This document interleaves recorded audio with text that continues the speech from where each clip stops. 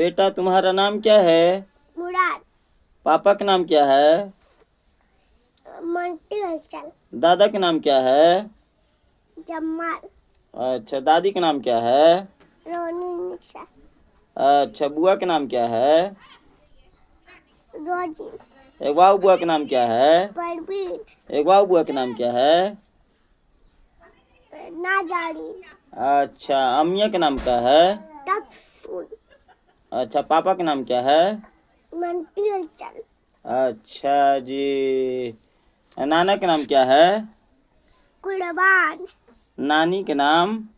तमसून। अच्छा, नाना के नाम? कुर्बान। अच्छा, और वहाँ दुधार वाला पापा के? सिपरारी।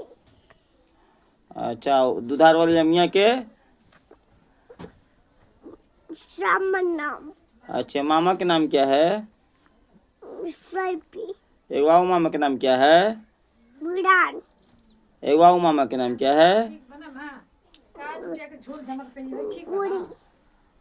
हाँ, आओ बोलो। मम्मी। ए, आओ, घर कहाँ है? तलाश। थाना?